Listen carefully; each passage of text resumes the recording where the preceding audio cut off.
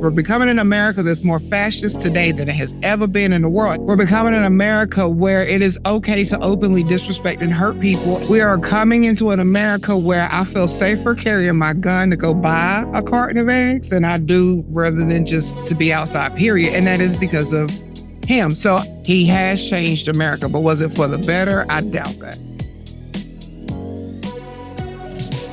Hello, and welcome to Power Beyond Pride, a weekly queer change-making podcast, bringing you voices and ideas from across our fierce and fabulous spectrum to transform our world.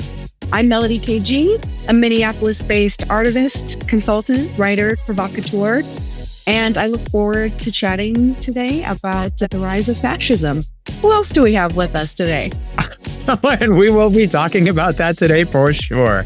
I'm Shane Lukas, lifelong harm reduction activist, a great idea owner, and the glitter budget oversight manager. That's right. Any glitter that goes across this show, I'm the glitter control, I tell you. On this show, we're talking about what happens when your identity, your protest, and your vote all end up on the political chopping block. And I am Mattie, always the loudest one in the room. And I can definitely say, Shane, you do sparkle. So I can definitely see how you are in glitter patrol authority. So I can get that. And I think that at this table, we all care about how policies hit real people, because when states can rewrite IDs and Washington can rewrite rules, it's the marginalized communities that always get affected first. All right, so let's go ahead and get into our first topic of today. So we're going to talk about the state of Kansas. On Thursday, February 26th, the state of Kansas revoked the gender marker changes on driver's license for trans residents. That means people who legally updated their IDs are now being told, actually, no, your ID is illegal. So my question is, what does this mean for everyday safety for trans people? And how does an ID that doesn't reflect your correct gender increase the danger or risk on their lives? For me, I worry about accessing social services, because the moment that you have to present an ID that matches some other document or that matches how you present or et cetera, it's already a dicey system. And now if you have a certain gender marker, you can be denied social services, you can be denied entry into certain types of shelters that are gendered, for example. So I really feel for folks who especially are on the margins or who are accessing different types of food benefits or WIC or TANF or other, just anything. This is really going to suck for a lot of people. Well, I would definitely say the biggest thing I look at it as is when you go to get your gender markers changed. And the first thing you have to get changed is your license. And then you can get your birth certificate changed. You can get a passport or get your passport changed at that point. So my concern is, does this now affect the other paperwork? Because if this is now going back to reflect your gender marker of what you were born, now none of your paperwork is going to match. Melodie was saying. So does that null and void? And if it does, what does that mean? In that sense, you know what I'm saying? Because then it's like trying to travel. I always think of as trans traveling to another country. What if I go to Dubai and my passport says male, but I'm presenting as female? How does that work? How do I get in? So you have to look at all of those different things and think about the fact that it might seem simple because it's an ID, but that one change now affects a whole trail of other things to be changed. Well, and the institutional consistency too, in addition to that, when we talk about social services, as Melodie highlighted, and then obviously passport access and what that means to, again, actively have a system work against your self-identification, like all of these things being critical. But then what happens in healthcare? What happens in other institutions, not just those of public services, but really other institutions, which at some level have some gender relationship or some gender identification through that process. And now when there's dissonance, how does that get resolved from a practical standpoint? But I think what's, to me, fundamentally important is what this means in terms of testing the waters on continued attacks and vitriol shown against our trans plus community members. like how that is being deployed and institutionalized that way. We've seen it at the federal level, whether that's through questions around passports and renewals. I know a number of Trans Plus community members went and hurried and got their renewals done as soon as possible before certain processes were shifted. And there's just a lot of uncertainty as to what will pass, what will not pass through those renewals in this current time. It just doesn't seem to be uniformly applied, and that's a fundamental challenge. But a state that's going to uniformly dismiss all IDs in that context, I mean, again, it has many different implications, many of which, again, not living in that experience in Kansas, and that who knows what that means on a day-to-day basis when somebody asks for an ID when you have a credit card, what that means when you are going for a job interview, what that means through the varying parts of your existence and when that calls into question. That level of disclosure creates enormous vulnerabilities for communities that are already under assault and already experience that transphobia at nearly every intersection. And so they're doing it on purpose. I think it's really important to know what this long-term intention is. Is Kansas intended to be a test to see whether or not other states will begin to deploy similar transphobic policies?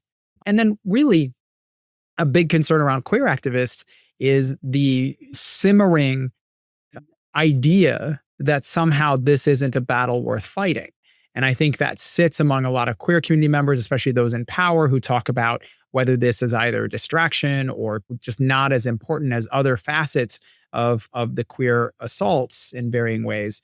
And I think it's really important that we recognize while Trans Plus community members make up a portion of the queer umbrella, it is an incredibly important, all of them are incredibly important portions of the queer umbrella. And where they're looking for those fractures and those vulnerabilities, those are tests.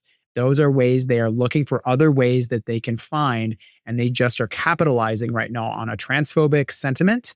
And if we continue to allow, and I mean, we broadly in terms of queer people with power who seem to want to think this is not a battle worth fighting, I think they're mistaken.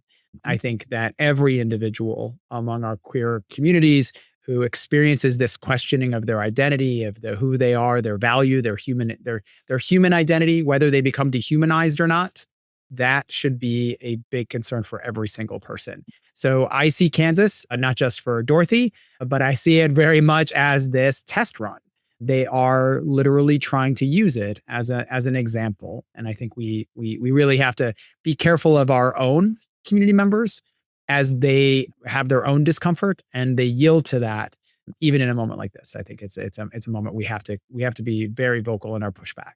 And it could be very divisive within the trans community because the way a ID that is invalidated by only through the perception of who actually looks at ID and who is presenting it, because someone who may pass and that may not be as like a gender rebel and not, whose presentation may seem more conforming, may have less of a target or may have less obstacle with their accessing of things if they say present female and their IDs say that they're female. I mean, the law seems like it just invalidates the ID, and so then. But I don't really know what that actually means in terms of if I'm a trans person in Kansas, my ID is invalidated. But the only way that anyone could see that it's invalidated is if they see that my card says I'm female, but I present differently.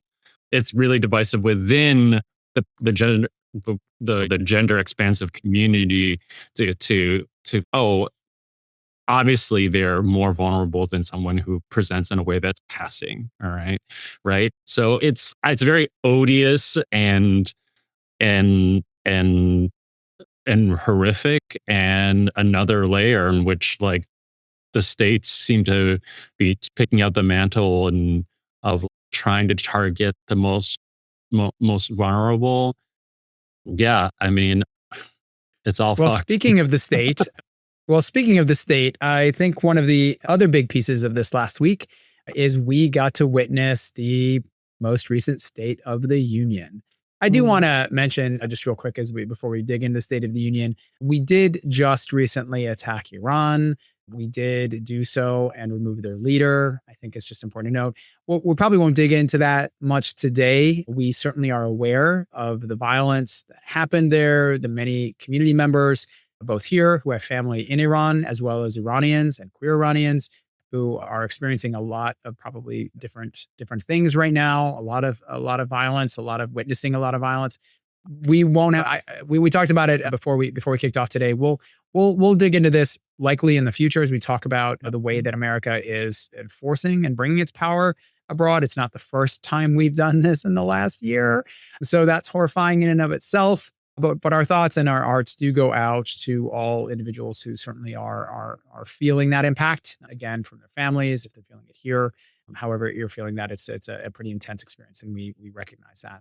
But we do want to talk about the State of the Union a little bit, because that was long. For those of you who are not aware, it is the longest State of the Union that might have been on record, 1 hour and 45 minutes. Not that I listened to it. I listened to highlights like everybody else. So that happened. But we want to talk about it a little bit from a queer lens and a trans lens. I couldn't sit through 1 hour and 45 minutes. Could you? If you did, listener, we certainly want to hear how that experience was for you. So we want to talk about a little bit of it, again, from a queer lens, from a trans lens, from the perspective of somebody wondering whether their healthcare, their marriage, or even their legal identity is secure. As we saw in Kansas, we were looking for an update from the State of the Union. And yet, what did we get? So when the president gave the address, what did LGBTQ plus Americans hear? Did we get assurance? Did we get silence? Did we get a warning? What do you all think? I want to be honest and say, I think that I got a bunch of reality sound bites from the State of the Union address. What I did listen to and what I did actually try, I tried to watch it and I couldn't. I really couldn't. I tried. But what I did watch and what I have caught up on since, I will say, to me, I don't think he focused on anything other than himself and trying to make himself look like he is the reason that we are in the position, which is funny because he made a statement and said that we are becoming a greater America than we've ever been because of me. Now, you're right. We are becoming an America that we've never been. We are becoming an America because we're becoming an America that's more fascist today than it has ever been in the world. And that is because of you. We're becoming an America where it is okay to openly disrespect and hurt people. And that is because of you. We are coming into an America where I feel safer carrying my gun to go buy a carton of eggs than I do rather than just to be outside, period. And that is because of him. So I do think he was correct in that sense. He has changed America, but was it for the better? I doubt that. Doubt it. So that's my opinion on the State of the Union. And then, oh yeah, you only could get applause because you brought the men's hockey team. United States. And then, yeah, that's all I got. I mean, I didn't watch any of it. I can't even listen to that man's voice, let alone try to go an hour and change for it. But I understand he told a story of a Virginia teenager who was kind of socially transitioning and used it used it to attack states and schools, allowing transgender and non-binary students to kind of walk in this world as the gender they wish to present.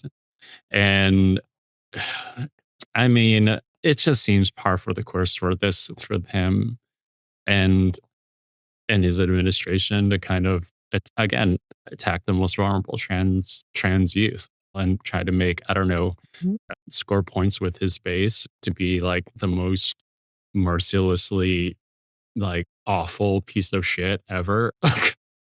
I mean, I don't think he's presented anything new, just shown himself to be willing to attack institutions and other actors who are trying to actually help trans people and trans kids.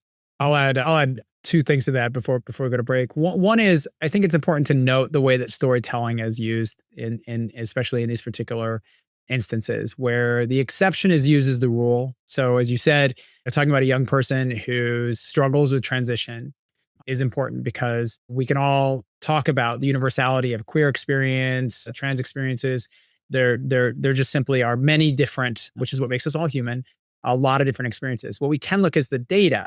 And of course, when we're looking and they're elevating a story in that process, they're often elevating the far end of the exceptions. And I think it's important. This person who struggles with that, it's great to acknowledge. I want to say they did the same thing around trans sports. They chose as somebody who came in fifth, and that became their marker of the entire experience about how trans athletes are somehow displacing other athletes, somebody who came in fifth, who would not have come in even close to first under the best case scenarios if they had not, or not best case, but if they had excluded all trans athletes, that this person was never going to be someone who is going to be in those spaces. And yet this is the way they're going to storytell. So I think it's important because they're not using data. They're using these individual stories. They elevate these individual stories. And then we give it air. Or I should say the culture gives it air because it basically amplifies a discomfort that already exists. So I think it's just really important if you're not comfortable with people of trans experience and you hear a story like this, then you glom onto the one exception that's going to make your position true.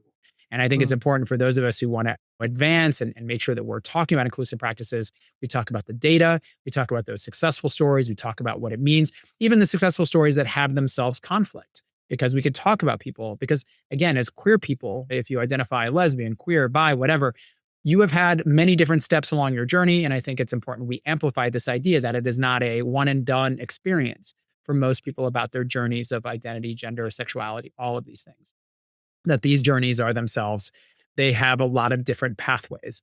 And that's important, right? Because it is part of the human part of the process. And I think that not talking about that gives them some air to be able to talk about the things that they do in fueling their work. The second thing I want to do, and then we'll head over to break, is really along this idea of, hey, the power of positive thinking. If Trump is anything, and listening to, and I listen to about, again, nonstop, I listened to about 45 minutes. I couldn't really tackle the full hour and 45 minutes. I had to really, at some point, just stop because it was just a lot.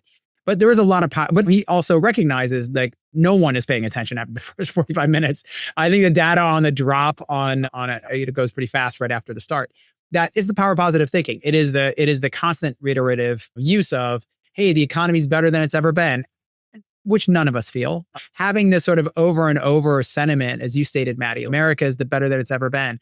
I would probably differ one place with you, Mattie, which is to say, America has a long history of fascism. This is not new. I'm not necessarily saying we don't have great things about the nation. I'm saying that, hey, like we do have histories where we have been on the borderline of embracing. And one would argue, actually historians would argue, that we even modeled a lot of the things that fascism sort of took on in the 1940s. So our history is one of complexity, and I think that's important. So I think the bedrock of the nation still has some of the things that they're triggering. What I think is important to note is that power of positive thinking, if it doesn't jive with your reality, then yeah, those are good questions for people to have. And we want to elevate those questions because I don't know about you, but it doesn't feel like the economy is great. I don't know about you, but it doesn't feel like things are on an even keel or that there's a sense of certainty or predictability or these things which help us plan what we want our kids to do in the future, what we want our jobs to be in the future, what our retirements or what do we want to be doing in the future. At this point, it's just like one uncertainty after another, and every week is something different. And I think not speaking to that is something that I would feel would be a gross dissonance, whatever political side you're on. And my hope is that people do hear that kind of, hey, power positive thinking kind of thing and just go, that's not my existence. And so, again, I'm hoping that, if anything, helps do some of the fracturing with certainly that line of political leadership. But we'll have to see. Again, we're just through the primaries for the midterms this week. We'll see how those shake out. And on that note, we'll take off to break. And we'll come back with a deeper dive in some key headlines on the other side of this break. Please stay tuned, informed, and connected.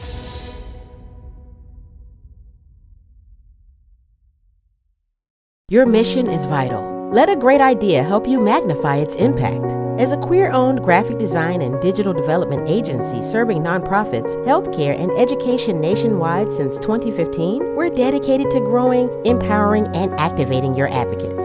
Our award-winning work speaks for itself. We deliver transformative change. Ready to see your impact grow? Book a session and let's get started at agreatidea.com. That's agreatidea.com. Are you looking for a way to make your philanthropy more meaningful and more aligned with social justice? Meet New Moon Network. New Moon helps individuals, institutions, and foundations move their dollars where they matter most, into grassroots movements advancing the rights and self-determination of people in the sex trade. If you're a funder ready to move in solidarity with sex workers and survivors, this is your invitation to come learn about our movement and help fund meaningful advancement for sex workers' rights. Reach out to us today at contact@newmoonfund.org and take the next step toward funding with purpose. All right, welcome back. This is Power Beyond Pride, a queer change-making podcast, and I'm Melodie KG, here with my co-hosts. Mattie Bynum, the loudest one always. Shane Lukas, the fire starter. And Daniel. While we were at break, I had a thought. When leaders talk about freedom, who are they picturing? It's a good thought. I definitely don't think that they're taking an affect everybody. I think it's a very narrow view that they look at when they're thinking of freedom. I think it's about freedom of self, right? Like at the end of the day, it's the freedom to want what I want and access what I want. I don't think there is a sense of a collective sense or the impact of those freedoms. I think that's the big tension in America, is this idea of freedom for me and freedom for everybody, and how other people's freedoms encroach upon my sense of freedom. That is the tension. But that is what we have a government contract for. And so that would be my sense, is that why we have a government is that every individual agrees that there is going to be a structure to monitor and control those parameters. Yeah, I mean, I think it depends on who's speaking. I think when like Trump or the Republican Party, or even probably some Democrats, freedom means to do whatever you want without consequences, to have impunity. And certainly there's others who think otherwise. But I mean, it also, I think, is, depends on who they're talking to, right? Like their definitions are shifting depending on the messaging, and this kind of opportunism of messaging and makes the electorate, and I think people like questioning what are these hats, these political heads, what do they mean? Because it doesn't seem like they are tethered or wedded to an actual idea or a value of any sort. Yeah. And I think we see this in how like the electorate is set up, as you said, how we treat folks who don't fit narrowly within or neatly within certain boxes. Certainly, if we think about things like the SAVE Act, right, which was introduced in Congress in 2024, reintroduced, right, currently on the docket, if passed, would claim to ensure that only citizens have the right to vote, right? Which, like, on the surface seems, okay, well, fine, only citizens have the right to vote, whatever. That's in line with current rhetoric. But then also what that does, it actually removes some freedoms to vote for people who are citizens, right? Because because of the bureaucratic requirements that it's putting forth, right? So if passed, the act will actually prevent millions of citizens from voting by requiring people to show a passport or a birth certificate in order to register, and also currently a current government issued driver's license or ID, right? So it's interesting to hear all of this rhetoric around freedom, around choice, around strengthening individualism. Meanwhile, like, the things that are being enacted or talked about or reintroduced are actually like stripping us of real freedom. And as Shane so lovingly brought up earlier, like, we've been seeing fascism in different forms for a long time, and this all just feels like more of the same, right? It feels like these different pieces are coming together that are actually anti-freedom, that are anti-individualism, that are anti-rights, and more about upholding a specific vision of what Americans should be and Americans should look like. And it's white and it's Christian and it's cisgender and it's capitalist. And it's well resourced, right? I mean, part of the things that make this so interesting is that America has, compared to a lot of other democracies or socialist, democratic socialist nations, we have a low turnout. Like, we do not vote at higher levels. So one of the interesting things and the sort of underlying themes of this is this fear that somehow our elections are having all these people who are voting who should not be there, either because they're fraudulent or because they don't have a vested interest in the nation. And yet, two things about that. One, in those rare instances, and it is very rare that there have been incidences of voting fraud that have ever been documented and acknowledged, it is almost universally been conservatives. Almost universally. Like, again, I can't think off the top of my head of any progressive who's had that issue, but I'm sure I don't want to excise the idea that it's possible, but I'm saying it is by and large every incident, whether it was here in North Carolina in Mecklenburg County within even just the last 5-6 years, or other places across the country, it has almost universally been conservative and people who are afraid about change and fundamentally want to stack existing forms of power. And oftentimes at the cost of people of color, oftentimes at the cost of rural communities. That's often the case. The other part about it that's really interesting to me is, in principle, the idea of having people who identify in their citizenry to vote doesn't seem too crazy of a thing to do. What I think we don't often dig into, and what you're hinting at, Melodie, I think, is that there are institutional practices which do inhibit individuals from accessing those things. This has been compared to poll taxes. For those not familiar with poll taxes, those were done to prevent people of color. Essentially, it was an economic cost to being able to vote, and in that, inhibit community members who might not have access to resources. But also, it's important to note that those poll tax processes also came with their own levels of hostility. They came with their own levels of the way they were used, that were not just if you didn't have the resources or had the resources, but it was also a case of what you had to encounter in order to access that process. And so, as we discussed earlier with Kansas, for people with trans experience, like using these licenses and these government issued IDs as a tool, as a bludgeon in many cases, it's important to be very skeptical about how that's applied and how that's being used. And so this is obviously targeting people of, well, actually it's targeting people of color, but it's also strangely targeting older populations. Because again, there's a lot of people who are retired, people who are seniors who do not drive, and they don't tend to have the same IDs. They tend to have them on them all the time. And so there's a lot of sort of many communities that are actually impacted by this, that reduces their voice in voting. And the bigger question is, who benefits when less people vote?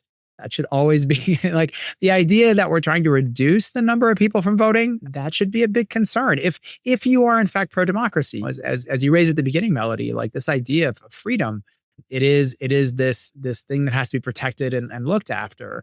But if the system is fundamentally wanting us to not raise our voices, if it is fundamentally working against that, then how free is it?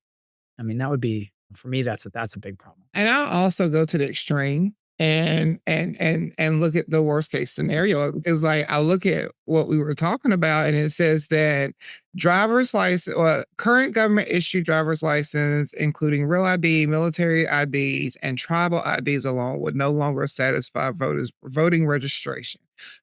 What else? Like, I don't understand the difference of my driver's license and my birth certificate proving that I'm a citizen, if that makes sense. Like, I'm being funny at the same time and facetious, because I get it. Like, the birth certificate proves I was born here, but wouldn't, like, at some point in time, I'm like, wouldn't, if I have to have a real ID, and in order to get a real ID, I got to show my birth certificate.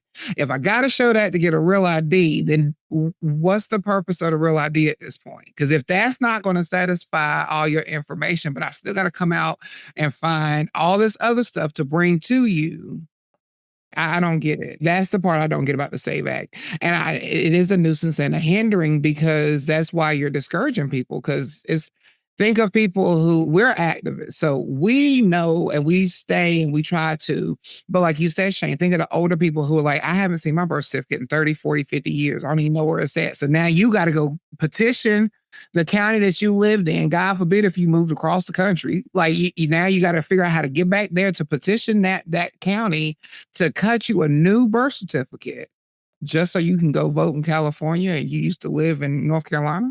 That's crazy to me.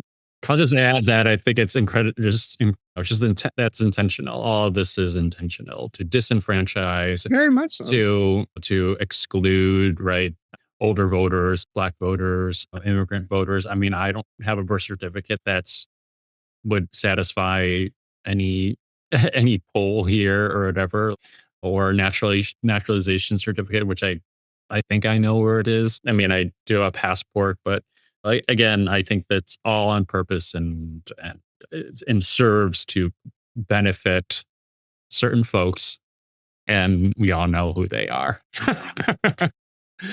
I mean, I was hatched, so there's no. This is my big challenge. Oh, Shane! Not you, just like Stewie Griffin said. I thought you were just congealed from the gutter. All right. That's all right. A Family Guy reference. Yeah. Yes. I love a Stewie reference. Speaking of power, amazing. People in power. Power always tolerates protests until it doesn't. And historically, when a movement starts gaining traction, the system tightens its grip. As of late last month, the DOJ announced a new indictment charging 30 additional people for their roles in the anti-ICE protests at a Minnesota church. The indictment, which occurred in early 2026, previously resulted in charges against former CNN anchor Don Lemon and no others for conspiracy against religious freedoms. Are we seeing an escalation on how protests are handled federally? And what message does this send ahead of the heated election cycle to other journalists and peaceful protesters? Deeply troubling, as far as I'm concerned, that they are doing this under a religious freedoms ruling or a religious freedoms complaint, simply because that is both unrelated, which I think is important, to the demonstration or the relationship to the institution. It was not there to specifically, and certainly my understanding is, and even listening to the video, it did not in any way antagonize the faith nor the faith participants. It antagonized specifically ICE, again, the law enforcement agency that is attacking immigrants. And that is all, right? So that was the specific nature of the demonstration. So doing it under religious freedoms is really complicated, but it sounds like they are looking for any ways they can to punish people who are antagonizing or working in dissent of the ICE raids. And Melodie, the reason I would love to hear your thoughts on this is, being in Minneapolis during this time, what kind of feeling and vibe and overall these types of incidents have elicited from the local activist community, if you're hearing things around that? Yeah, I mean, the church operation was wild to hear about and to witness, because just as you said, like, there was a minister of a church, I think in St. Paul, who was found to be not only just a member of ICE, but like a regional leader for part of the operations. And the community showed up and peacefully protested, and all of those folks were arrested and just were, I think, released today or yesterday. I don't think all of them were, but I think some of them were. And I think Twin Cities folks have done an incredible job writ large of organizing, of showing up, protesting, and occupying spaces where ICE agents have also been occupying. There's like several underground networks of not citizen, but rather civilian observers who blow whistles and who have signal chats open, alerting neighbors, requesting rapid response to certain neighborhoods where they're spotted. And I mean, we're continuing to deal with this, even though the project has technically been stated in the media as having been it's over, right? And it's like actually not. We're seeing more and more like military style vehicles coming into our Whipple Federal Building where ICE is operating out of. We're seeing a lot of different tactics being deployed. They're kind of disseminating out from the city centers into the suburbs and doing the same sorts of things. So I think we're going to continue to see these things happen for a long time. I mean, they shot and killed 2 protesters in the Twin Cities. They've killed more people across the country who were peacefully protesting as well. And that's fascism, baby. It's wild and it's crazy and it's destabilizing to individuals and to communities. And we're still here, like fighting back as best we can, providing mutual aid, trying to get our elected officials to give a shit. And the protesting is continuing to happen despite folks getting arrested illegally. So that's where we are. Well, I want to continue that conversation. We're going to continue it. We're going to go to break here for a minute, but we're going to come back because I want to continue this, Melody, a little bit because it's certainly tied into one of our first questions coming in from the mail bag.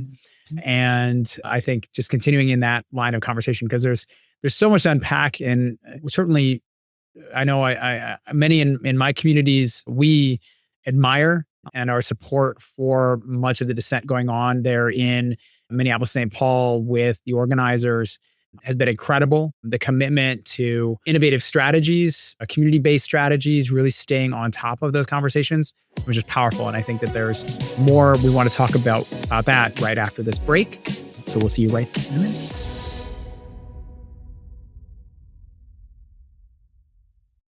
Hey, nonprofit leaders, change makers, and community builders. If you're navigating growth, equity concerns, or just trying to make your work better, you need to know about Orange Cap Consultation, a boutique consulting firm led by me, Melodie KG.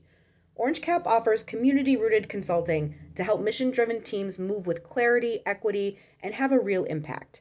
Whether it's strategic planning, meeting facilitation, leadership development, or helping you design community programs, I've got the experience and the heart to help you build what's next.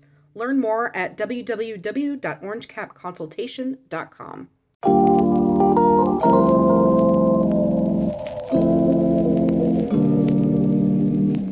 Hey, this is Sean Aaron, he, him, his, and I'm here to tell you about Them Boys Podcast. I'm the host of Them Boys Podcast, and as a Black queer trans man, the podcast amplifies the voices of other trans men of color as we share our transition stories.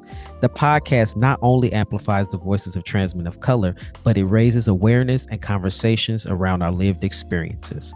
You can listen to the podcast by going to themboys.org/podcast. That's DEMBOIS.org/podcast. I hope to have you join us on the next episode.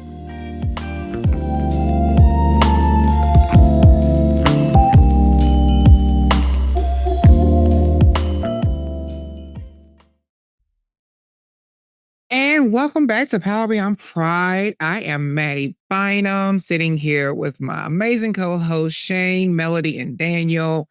And before we went to break, we were talking about how the DOJ has issued more indictments dealing with the peaceful, and we have to continue to keep saying peaceful protests that happened in Minnesota. But I also want to bring in our first question from the back because it actually goes along with it. So the question is, at what point does peaceful protest become something the government treats as criminal? And I guess, I mean, to be honest, to tie back into what we're talking about, I think is this is that point. I mean, because, well, first off, let's be honest, the government has never shied away from weaponizing the law against whoever they don't agree with or don't agree with them in any way, form or fashion. And that's something that we've seen at all times. But I think it's interesting now because it reminds me back of the 30s and the 20s, whenever the government was more of a mafia type situation. And now, because it's like, how are you now in the place where you can tell the Associated Press what they can and can't say? Or you can press charges on someone like Don Lemon, who wasn't even there protesting in the first place. Can we acknowledge that he was never there to protest? He was there to cover the protest. And so how is it that he can get charged at this point? And these are people doing their jobs. And I think the simple answer to the question is just whenever they want to, they can decide it's criminal, because police have discretion, prosecutors have discretion, federal agents have discretion. They all have immunity.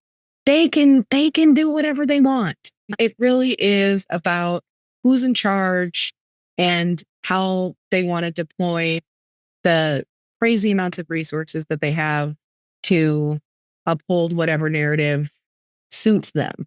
Full stop.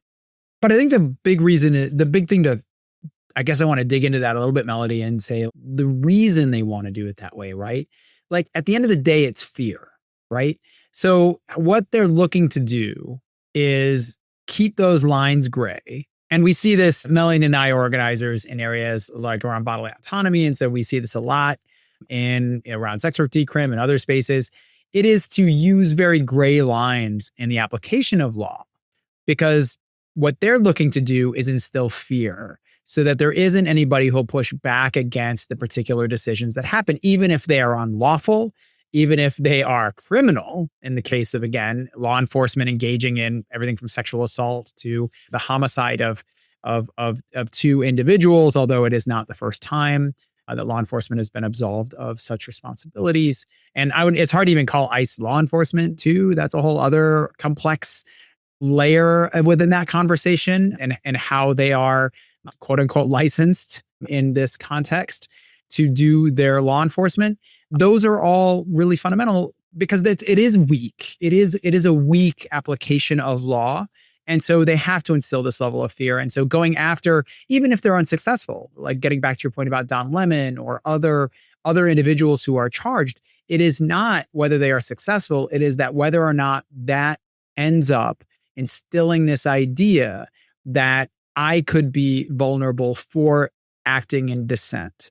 And I think that, to me, again, I have the utmost respect for so many people in St. Paul and Minneapolis who have collectively acted in aggregate. And that may be one of the ways, the strategies that is effective, is doing it in large enough of a pool that it is hard to hold accountable that same number of people when you have a lot of people in that space.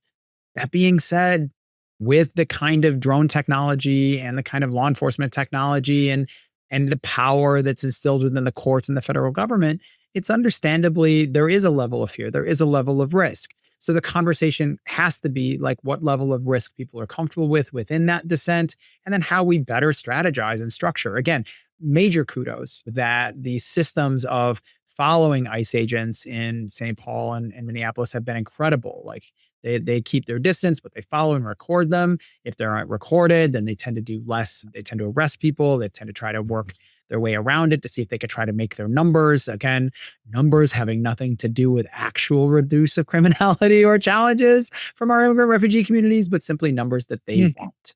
So they're going after people who are just doing no harm being here, and specifically causing enormous amounts of harm. And so those citizens, those neighbors, those community members, those people who are themselves taking that risk to be part of that dissent is incredibly powerful and important. And so we appreciate them, and we appreciate all activists who are doing that. Queer people have been doing this for a long time. Trans activists have been doing this for a long time, often working against systems.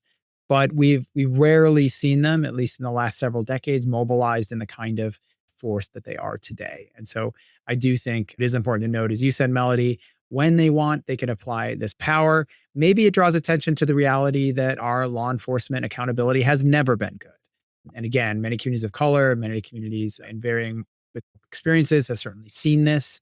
And maybe the rest of America needs to see that too, that law enforcement is like our government, it should be a social contract. And if we do not have an equitable contract, then we should figure out what that looks like, and we should demand it.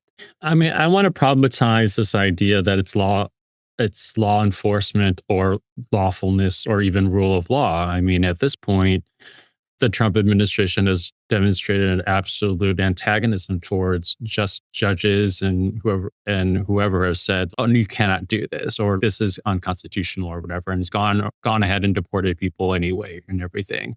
ICE isn't really about law enforcement. They're not applying law. They're just doing rule of power, right? And so I just wonder if holding on to the trope of rule of law at this has any kind of is useful as a trope or in terms of narrative. But fundamentally, I mean, I think what you're pointing to, Shane, and what Melodie has said is absolutely true. That really, it's under the kind of capricious decision of the executive branch at this point, whenever it wants to, whenever it no longer will protest no longer or is threatening to the narrative or the agenda of the government, whether it's the executive branch or even Congress. Congress has been very complicit to things, peaceful protests outside of ICE. Clearly, they also attacked peaceful protests on campuses early in Gaza organizing and shut them down and crushed students. I've been thinking about this because I think we do need to be more disruptive, that lawfulness has become a way for us to not be brave enough to be so disruptive out. So we really kind of stop this status quo because the things that we've been doing haven't been sufficient enough.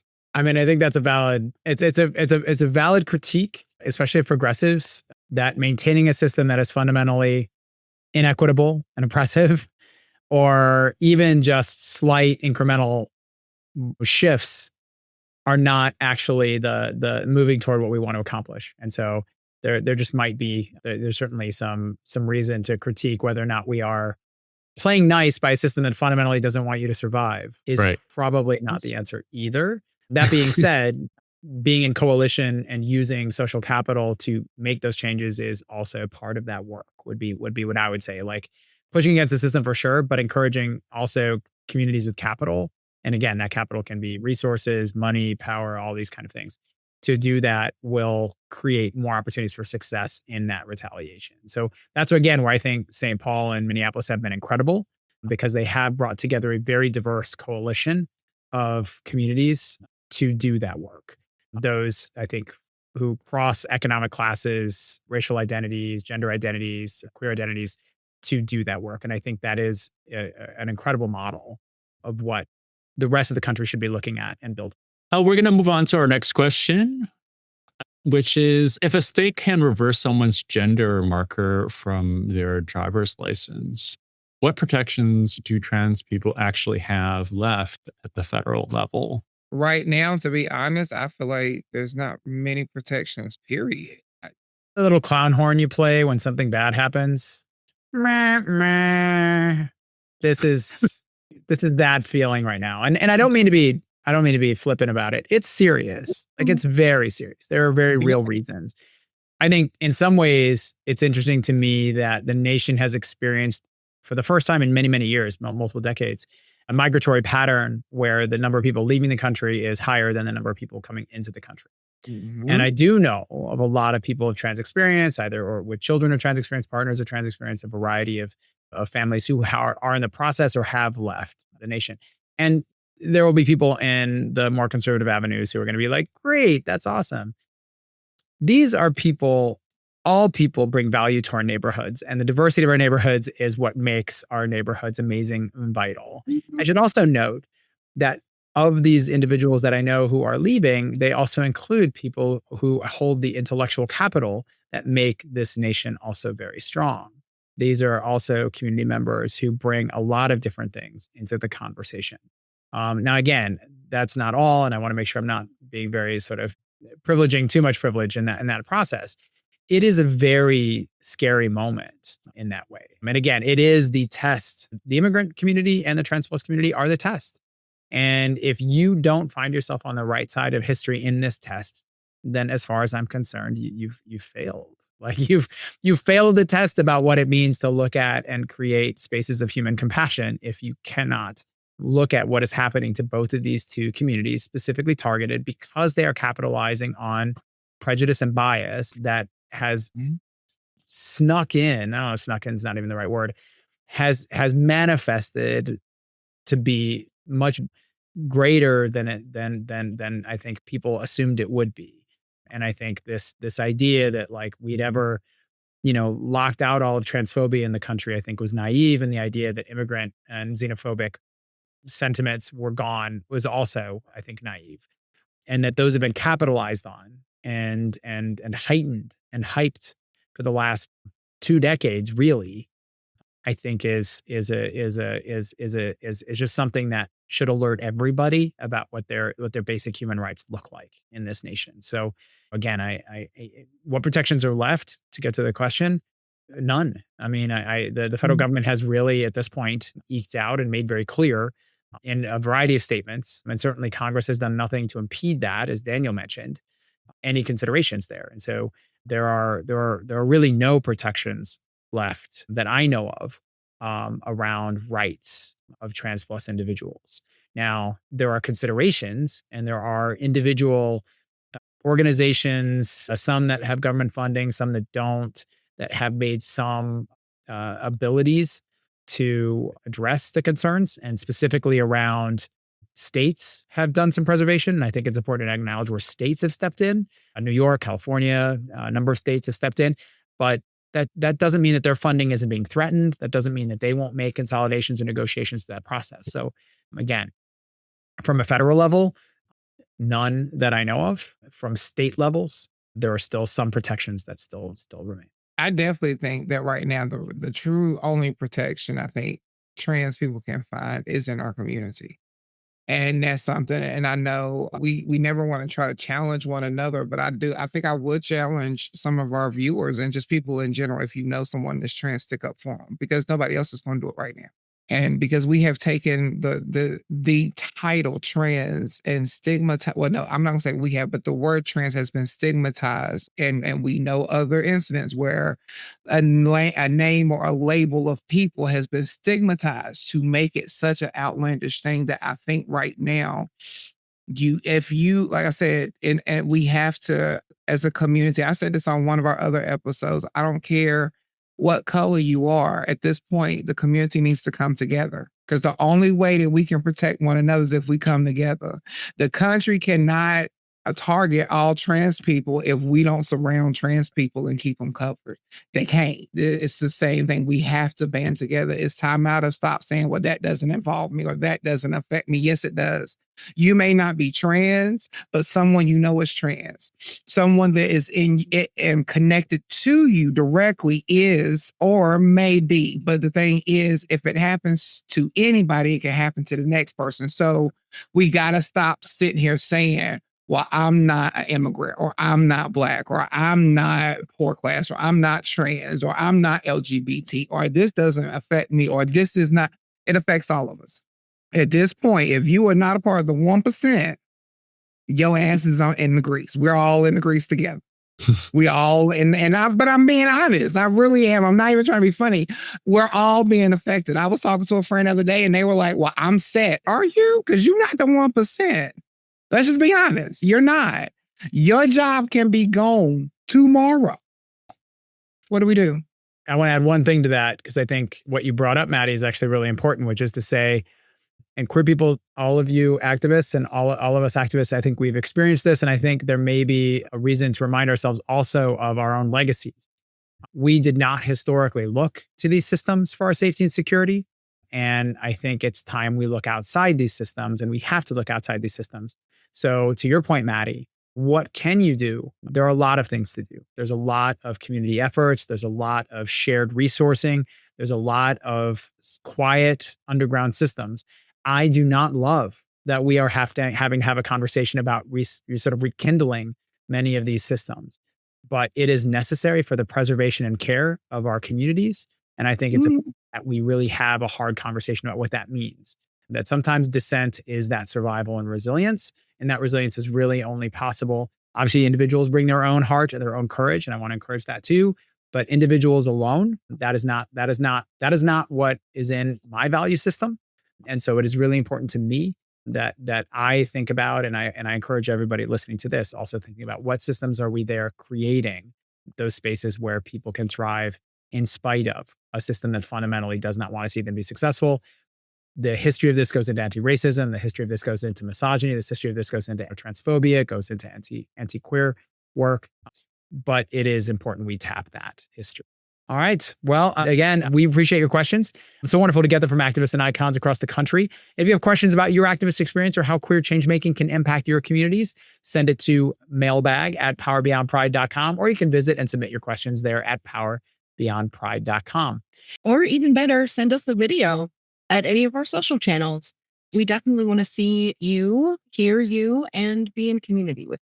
And that's all we have time for in this Reply All. Our first episode of the spring. So we're excited about that. So we're getting where this year is moving by pretty fast. And I am your co-host, Shane. And you can follow me at shanelukas.com, as well as We Are AGI on Instagram. And frankly, any bathroom stalls between the coasts, actually. Yeah. Tea room trade, baby. And I'm your co-host, Melodie KG, Minneapolis-based artivist and provocateur. You can follow me on Instagram at Melodie KG or on Substack at melodiekg.substack.com. And remember to subscribe and get your friends to subscribe to Power Beyond Pride on wherever you get your podcasts, and check out our site at powerbeyondpride.com. And I'm your co-host, Daniel W.K. Lee, and you can follow me at Strong Plum on Instagram and Upscrolled. And I am Mattie Bynum, your fun-loving, laughing, warm-hearted co-host over here.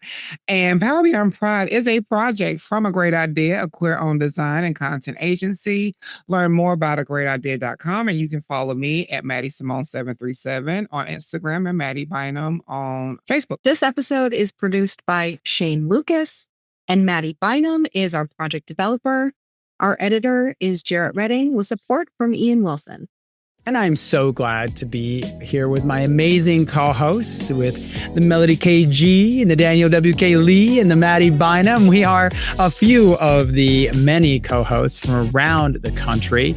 And so, again, really glad to be in community with all of you. And you can remember to send in your questions and comments at powerbeyondpride.com and check out each of our episodes each week. And thank you for listening to us. Community organizers, are you ready to unlock new levels of impact? A Great Idea is offering a fantastic collection of free downloadable tools, helpful white papers, and so much more. As a queer-owned graphic design and digital development agency empowering change since 2015, we're dedicated to providing you with the resources you need to grow, empower, and activate your communities. Discover insightful knowledge and practical tools to enhance your work.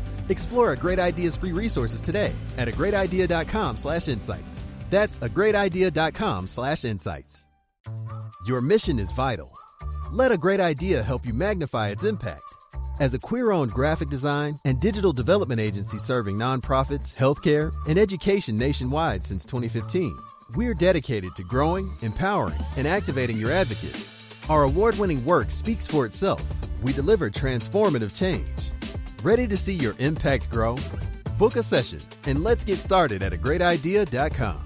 That's agreatidea.com. We love you.